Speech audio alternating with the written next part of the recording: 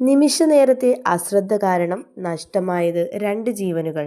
ഒരു യുവാവിൻ്റെ അശ്രദ്ധ കാരണം സ്വന്തം ജീവനും ഒരു കുഞ്ഞിൻ്റെ ജീവനുമാണ് നഷ്ടമായത്. പൂരം കാണാനെത്തിയ അച്ഛൻ്റെയും മകൻ്റെയും മരണവാർത്ത വേദനാജനകമാണ്. ഒറ്റപ്പാലത്ത് നിന്നുമാണ് ഈ വാർത്ത.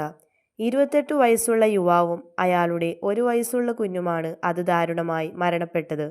ഒറ്റപ്പാലം ചിനകത്തൂർ പൂരം കാണുവാൻ വേണ്ടി ലക്കിടിയിലുള്ള ബന്ധുവീട്ടിലേക്ക് എത്തിയതായിരുന്നു ആലത്തൂർ സ്വദേശിയായ പ്രഭുവും കുടുംബവും. കാളവേല നടക്കുന്നത് കാണുവാൻ കുഞ്ഞിനെ എടുത്തുകൊണ്ട് പ്രഭു പോയതായിരുന്നു.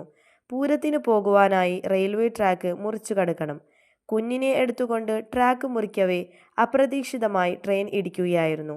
സംഭവ സ്ഥലത്ത് വെച്ച് തന്നെ 2 പേരും മരണപ്പെട്ടിരുന്നു. തലക്കേറ്റ ഗുരുതരക്ഷതമാണ് മരണകാരണം. ഇരുവരുടെയും മൃതദേഹങ്ങൾ ഒറ്റപ്പാലം താലൂക്ക് ആശുപത്രിയിലേക്ക് മാറ്റിയിട്ടുണ്ട്. ലക്കിടിയിൽ ഇതേപോലെ അപകടം കഴിഞ്ഞ ആഴ്ചയിലും നടന്നിരുന്നു. ട്രെയിൻ തട്ടിയുള്ള മരണങ്ങൾ വർദ്ധിച്ചു വരികയാണ്. റെയിൽവേ നിയമപ്രകാരം പാളം മുറിച്ചു കടക്കുവാൻ പാടില്ല.